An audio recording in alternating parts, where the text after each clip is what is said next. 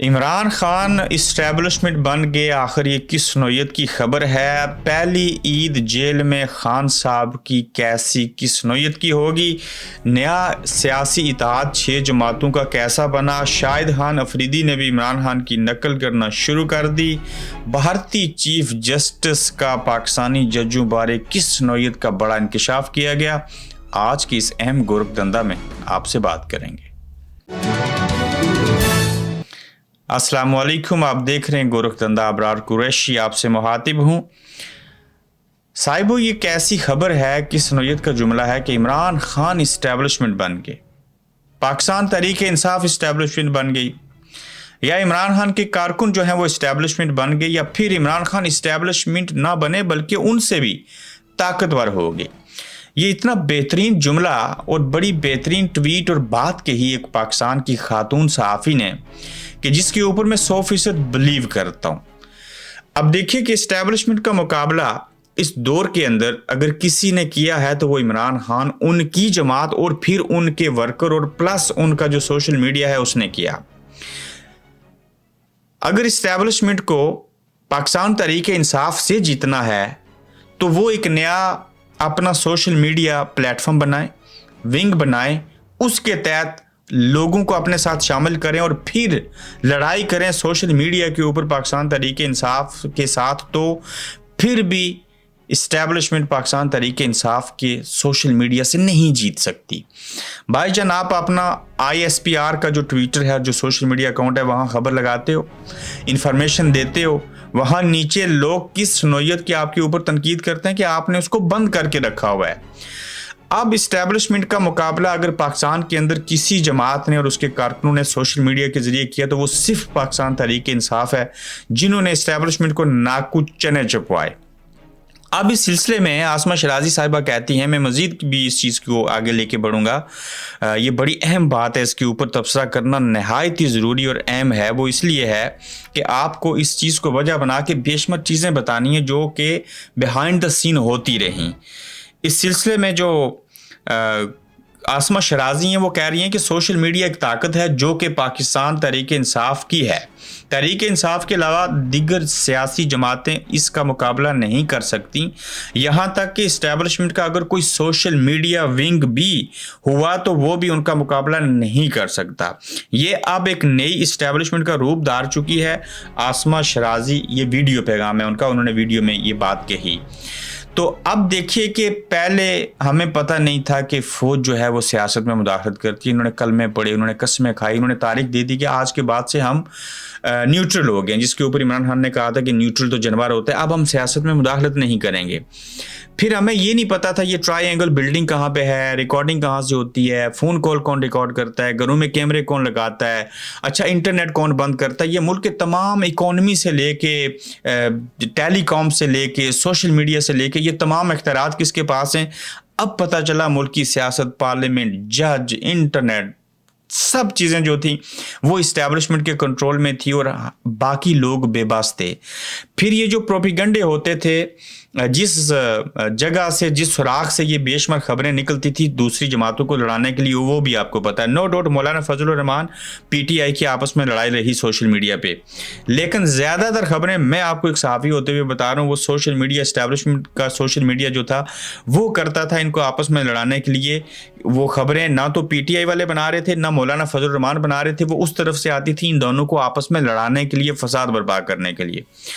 अब देखिए कि इस सोशल मीडिया के ज़रिए हमें पता चला कि इस्टेब्लिशमेंट जब किसी की दोस्त बन जाए तो वो क्या करती है कि अपने लोगों को, अपनी फ़ौज के अंदर से नौजवानों को PTI की टोपी, गले में मफरल, हाथ में झंडा, पूरा प्लान करके चीज़ें खरीद के रखी हुई हैं उन्होंने, वो पहनाकर PTI के जलसे में भेज देंगे। 25, 30, 32 हज़ार तक लोग गए हैं, मैं फिगर आपको बता रहा हूँ कि वो कामयाब हो जाएं। किसी रैली को सक्सेसफुल करना है, फ़ौज के लोग उसके अंदर कपड़े पहन के जमातों के चले जाते थे। अब इसी तरह से नून लीग के ऊपर जब इन्होंने दस्त शफकत रखा तो उनके जलसों में इन्होंने नून लीग की टोपियाँ खुद खरीद के रखी, उसमें लोगों को बेच देते थे। हाँ, जिसकी रैली के अंदर तबाही करनी है, आग खुद लगानी है, जैसे 9 मई का वाकया हुआ, तो वहां पे भी अपने लोग भेज देते थे कि देख आप पीटीआई के बन जाओ, इमरान खान के बन जाओ, उनके साथ मिलकर उनको मुश्तहिल करो और इस तरफ रागिब करो कि वो तबाही फेरें और सारी चीजें करें। तो ये भी हमने अपनी आंखों से देखा। सानिया मॉडल टाउन ठीक है, उसके ऊपर मैं तबसरा नहीं करूंगा। तो जिसके ये दोस्त बन जाए उसके साथ इस हद तक चीजें करते हैं, और बाज दफा दुश्मन नमा ये दोस्त बनते हैं और बाज़ दफ़ा हकीकत में दोस्त बन जाते हैं, और मोस्टली ये शरारत कर रहे होते हैं। और जिसके ये दुश्मन बन जाएं, इस्टेब्लिशमेंट जिसको पसंद ना करे, तो फिर क्या होता है कि उसको जलसे की इजाज़त नहीं होती, उसके फार्म 45 छीन लेते हैं, सॉरी फार्म 45 तब्दील कर देते हैं, फार्म 47 के अंदर बदल देते हैं, कागजात नामजदगी छीन लेते हैं, रियासती चोर बन जाते हैं, सलवार कमीज पहन के क्या से क्या नहीं कर देते। तो मुखालफत पे आए तो 200 FIR काट देते हैं, वजीराबाद में हमला कर देते हैं, नवाज शरीफ को जहर दे देते हैं, बुशरा बीबी को जहर दे देते हैं, इमरान खान के ऊपर गोलियां चला देते हैं, भट्टो को फांसी पे लटका देते हैं, भट्टो को फांसी देने के बाद नंगा करके उसके फोटो भी बनाते हैं, लियाकत अली खान को सर में गोली मारते हैं, मोहतरमा बेनजीर भट्टो शहीद को शहीद कर देते हैं, उसके बाद यूसुफ रजा गिलानी को सजा दिलवा देते हैं, तमाम वज़ीर आज़मों को आज तक किसी को 5 साल उन्होंने पूरे नहीं करने दिए, नवाज शरीफ को वज़ीर आज़म नहीं बनने देते, शहबाज को दूसरी बार वज़ीर आज़म बना देते हैं, और ये ऐसे ऐसे काम कर गुजरते हैं जिनके बारे में आपने सोचा नहीं होता कि ये मोहतरमा फातिमा जिन्ना को गद्दार करार दे देते हैं, अयूब खान कायदे आज़म बानी पाकिस्तान की मुखालफत कर देते हैं। तो भाईजान इनका डसा हुआ कहते हैं पानी भी नहीं मांगता। लेकिन अब इस सदी के अंदर, इस दौर के अंदर इतनी चीज़ें बदल चुकी हैं, इतने हालात बदल चुके हैं कि इमरान खान खुद ही इस्टेब्लिशमेंट बन गए। कितना ज़बरदस्त जुमला है, इमरान खान इस्टेब्लिशमेंट बन गए। तो ये ज़रूरी था आपको बात चीज़ें बतानी, ये थोड़ा सच बताया है, मैं भी थोड़ा ही बताऊं तो इसमें बेहतरी है, वरना क्या क्या नहीं बता सकते। इतनी सारी चीज़ें हैं कि आप इमेजिन कीजिए। एक और किस्सा सुन लीजिए इसी बहाने। जनरल बाजवा साहब इंग्लैंड आए, वो आर्मी चीफ थे, उनके साथ उस वक्त के DGSPR आसिफ गफूर साहब थे, जनरल फैज़ अमीर DGIS थे उस दौरानिए में। जब बाजवा साहब लंदन आए तो वो लंदन के एक शहर बर्मिंघम में गए। बर्मिंघम जब गए तो वहाँ एक होटल में दाखिल हो रहे थे। होटल में जाते हुए पहले वहाँ से मौजूद सहाफ़ियों ने उनसे हेलो हाय की और उनको खड़ा किया। बाजवा साहब पीछे मुड़े और खड़े हो गए। खड़े जब हुए तो सहाफ़ियों ने बातचीत हेलो हाय करने के बाद कहा, साहिब आपके साथ फ़ोटो बनवाना है। अब मैं सहाफ़ियों के नाम नहीं लेना चाह रहा, मेरे बेशुमार करीबी दोस्त जानने वाले हैं, वो दाएं बाएं खड़े हैं, बाजवा साहब मिडिल में खड़े हैं, फ़ोटो बन रहे हैं, और एक सहाफ़ी उनमें से फ़ोटो बना रहे सहाफ़ियों का बाजवा साहब के साथ। बाजवा साहब मुल्क के आर्मी चीफ हैं, मुल्क के सिपा सलार हैं, दुनिया की वाहिद एटमी ताकत इस्लामी जुमहूरियत पाकिस्तान की आर्मी के सिपा सलार हैं। और फ़ोटो बनाने के बाद उन्होंने क्या कहा, वो ये बात कही कि अगर आप फोटो तो बना रहे हैं, लेकिन अगर आपने इस फोटो को सोशल मीडिया के ऊपर लगाया तो मैं आपकी फैमिलीज को, हम पाकिस्तान में जानते हैं, हम उनको नहीं छोड़ेंगे, ये फोटो नहीं लगाइएगा। आप, मुझे नहीं समझ आ रही ये बात उन्होंने क्यों की। रमज़ान का महीना है, मुझे यही वाकया बताया गया, मैंने खुद सुना, 10 मरतबा ये बात हुई उनके ऊपर। आज मैं इस बात का इजहार कर रहा हूँ, अगर आपने ये फोटो जो मेरे साथ बनाया, अगर आपने इसको लगाया तो मैं आपकी फैमिलीज को जानता हूँ, नहीं छोड़ूंगा। मुल्क का आर्मी चीफ बरतानिया, ग्रेट ब्रिटेन, जमहूरी मुल्क के अंदर खड़े होकर ओवरसीज पाकिस्तानी कश्मीरी सहाफ़ियों को जान से मारने की और उनकी फैमिलीज को धमकाने की धमकी दे रहा है। क्या आप इमेजिन कर सकते हैं। अब थोड़ा सा वापस जाएं, फिर एक बाजवा साहब का किस्सा सुनाता हूं, वो भी इंग्लैंड का। बाजवा साहब, मैं टाउन का नाम नहीं लूंगा, बाजवा साहब जब मेजर जनरल थे या अभी आर्मी चीफ नहीं बने थे, 2011-12 का वाकया मैं बता रहा हूं आपको, या 13 कर लें मैक्सिमम, 12। बाजवा साहब इंग्लैंड आते हैं, बरतानिया के एक टाउन में आते हैं, वो शहर नहीं है टाउन है, और वहाँ किसी के घर जाते हैं, वो कुछ लोग कश्मीरुल नस्ल हैं। अच्छा, बाजवा साहब के अगर मैं सारे राज बताने शुरू कर दूं 30 मिनट कम से कम मुझे लग जाए। जब वो उस टाउन में जाते हैं, उन लोगों के पास बैठते हैं, तो बाजवा साहब रात को जिन कपड़ों में सोए उन्हीं में सुबह उठ के ब्रश किया, बैठ के नाश्ते की टेबल के ऊपर। अब आपको पता है इंग्लैंड के अंदर कुछ रवायात हैं, कुछ चीज़ें हैं, लोग माली तौर के ऊपर तगड़े हैं, सारा कुछ उनको पता है। तो ड्राई फ्रूट्स ना, जब मेहमान आते हैं तो अक्सर औकात यहाँ ड्राई फ्रूट्स ज़्यादा रखे जाते हैं compare to fresh fruits. Dry fruits अक्सर पड़े होते हैं तो लोग खाते हैं। अब बाजवा साहब सुबह उठे हैं, नाश्ता भी रखना है, तो वो जो कल के ड्राई फ्रूट्स पड़े हैं ना, बाजवा साहब ये मुट्ठी देख रहे हैं, वो ऐसे नहीं उठा के खा रहे। पहले तो बात है, नाश्ते से पहले ड्राई फ्रूट्स शायद ये खाते होंगे आर्मी वाले, मुझे नहीं पता, लेकिन लोग नहीं खाते। बाजवा साहब कॉटन के सलवार कमीज पहनी है, कपड़े लगे वही रात वाले, जुड़ियां पड़ी हैं, बैठे ऐसे बीच में हाथ डाल रहे हैं, और इस तरह से फक्के मार मार के उनको खा रहे हैं। तो जब ये बंदा बाद में आर्मी चीफ बन गया तो हमने सोचा वो वाला जनरल बाजवा जो ऐसे मेवे खा रहा था वो आज मुल्क का आर्मी चीफ बन गया, मर गए। अब मैं अगर बाजवा साहब के बेटों का कारोबार बता दूं, डडियाल आज़ाद कश्मीर से इनका क्या तल्लुक है ये बता दूं, चिट्टे अनपढ़ कश्मीरियों के साथ इनके बेटे का तजारत की सुनैयत की अगर मैं आपको बयान करनी शुरू करूं, आप इमेजिन कीजिए, आप डर जाएं, खौफ खाएं। हमारे मुल्क के आर्मी साबिक चीफ जो था उसकी ये हालत है, ये हालात हैं, इस तरह से चीज़ें होती हैं। 10 मिनट में इसके ऊपर ले गया, माफ़ी चाहता हूँ, ये ज़रूरी था बताना। और अब इमरान खान इस्टेब्लिशमेंट बन के और इन्होंने इनका मुकाबला किया, बड़ी अहम खबरें हैं और उसके ऊपर भी बात करते हैं। तहरीक इंसाफ की ईद कब होगी और इमरान खान साहब की ईद जो है वो कब होगी और किस नौइयत की ईद होगी। इस सिलसिले में बहुत ज़्यादा लोअर कोर्ट्स और हाई कोर्ट्स जो हैं वो इमरान खान के केसेस ख़त्म कर देंगे, ख़त्म होने देंगे। ताकतवर उसके बाद फायज़ ईसा के पास जाएंगे। फ्रॉड ईसा थोड़ा सा लटकाएगा मामले को और छोटी कोर्टों से होते होते जब सुप्रीम कोर्ट में ज़मानतें वाला मामला पहुंचेगा तो फिर ये खबर दे रहा हूं कि इमरान खान जल्द बाजियाब हो जाएंगे, ये नोटिफिकेशन हो जाएगा। ये कहते हैं फ्रॉड ईसा का नाम लेते हुए, फ्रॉड वो कह रहे, मैं नहीं कह रहा जज साहब को, नजम सेठी साहब। फिर इमरान खान साहब की पहली ईद है ज़िंदगी की जेल के अंदर। ज़ाहिर है वहाँ पे कोई पकवान तो उस तरह की होंगे नहीं, फैमिली साथ नहीं होगी, बीवी साथ नहीं होगी, बहनें नहीं होंगी, तो ऐसे हालात में कारकुन भी नहीं होंगे। इमरान खान तो लोगों से मिला करते थे ईद के ऊपर, तो इमरान खान की ईद जेल में होगी, अच्छी नहीं होगी। लोग सोशल मीडिया के ऊपर कैंपेन चला रहे हैं ईद तो आ गई है लेकिन हमारा चाहने वाला, हमारा लीडर जो है वो नहीं आया।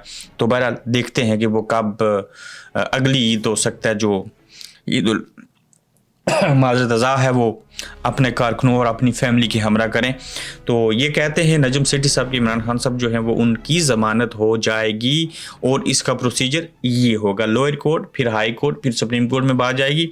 फ्रॉड ईसा थोड़ी सी टाल मटोल करेंगे, चीज़ों को हेर फेर करेंगे, एंड ऑफ द डे ज़मानत वहाँ से भी मिल जाएगी और इमरान खान बाजियाब हो जाएंगे। और यही बातें नून लीग भी कर रही है, राना सनाउल्लाह भी कर रहे हैं, सारे लोग कर रहे हैं।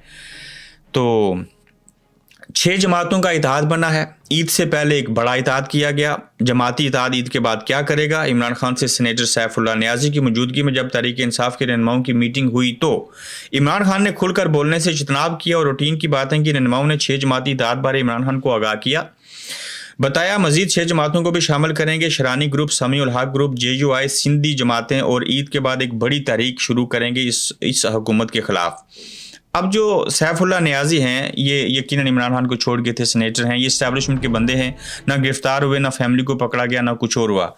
अब जब सीनेटर सैफुल्लाह मिले इमरान खान साहब से तो इमरान खान ने कहा आप तो हमें छोड़ के चले गए थे, गिले शिकवे किए, बताया आप क्यों आगे मिल रहे हैं ये वो।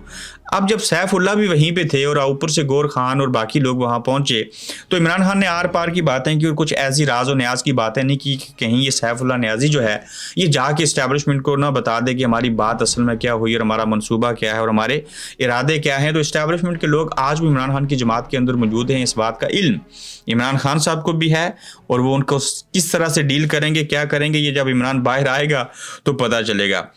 मारूफ खिलाड़ी की सियासत में एंट्री और अवाम का रद्द अमल और फैमिली का रद्द अमल। शायद अफरीदी बहुत अच्छे खिलाड़ी थे, मैं उनका बहुत बड़ा मदार रहा, आज भी हूँ, लेकिन वो इमरान खान की नकल कर रहे हैं सलवार कमीज़ पहनने से लेके अब तक, और अब वो सियासत में आना चाहते हैं लेकिन कह रहे हैं कि मैं सियासत में आने का सोच रहा हूँ लेकिन फैमिली नहीं मान रही।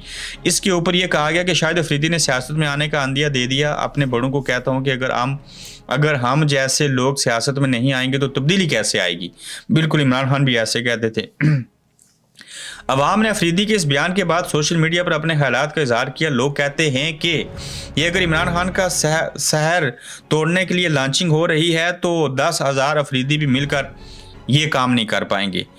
तो सोशल मीडिया के ऊपर उनको तनकीद का सामना, पहले फैमिली को एग्री कर लीजिए, उसके बाद अवाम के पास जाइए और इमरान खान बनने की कोशिश कर रहे हैं, उसके लिए आपको दिल, गुर्दा और दिमाग भी चाहिए, वरना बात नहीं बनेगी। तो इसके अलावा माजरत आज गले में प्रॉब्लम है, ज़ाहिर पानी भी नहीं पी सकते। ये ज़मीन फटी ना आसमान गिरा, मैं इसके ऊपर अलग से लाहौर का जो वाक़या पेश आया ये पूरी स्टोरी करूँगा।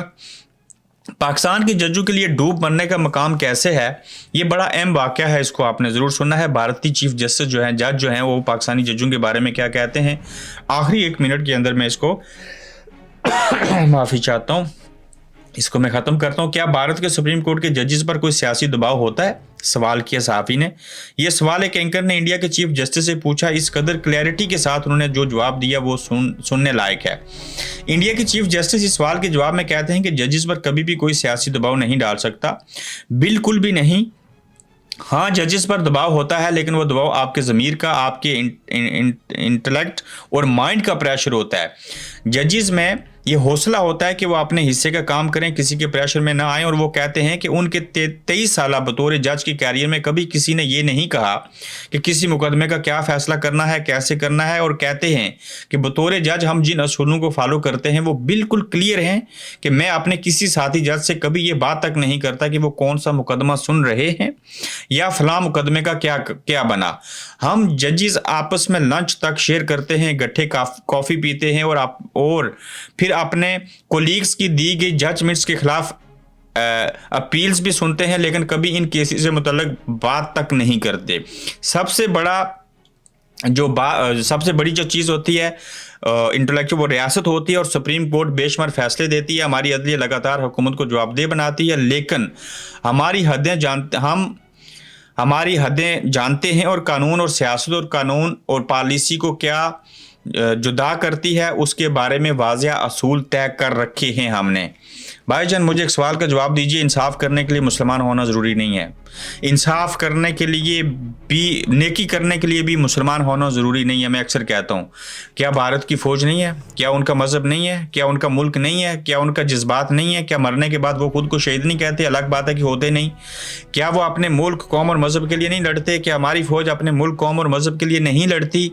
जिस तरह के जज्बात आप खुद रखते हैं, इस तरह के जज्बात दूसरे भी रखते हैं। हम आज हिंदू की मिसाल दे रहे हैं कि उनकी सियासत के अंदर को, अदालतों के अंदर कोई मुदाखलत नहीं करता, जबकि हमारे यहाँ जजेस खुद कह रहे हैं कि हमारे इदारे ISI मुदाखलत करती है। तो फिर मुझे बताएं कि हम किस नौइयत के मुसलमान हैं? वही है ना जिनको देख कर शर्माएं यहूद। तो इस चीज़ को भी वजह बना के बहुत कुछ कहा जा सकता है, लेकिन अपना ही जिस्म जो है वो नंगा होगा, तो लिहाजा हमें परहेज़ करना चाहिए। अपना ख्याल रखिएगा। नए एपिसोड में आपसे फिर मिलेंगे और YouTube चैनल को ज़रूर सब्सक्राइब कीजिएगा। आप देख रहे हैं गोरखधंधा अब्रार कुरैशी के साथ।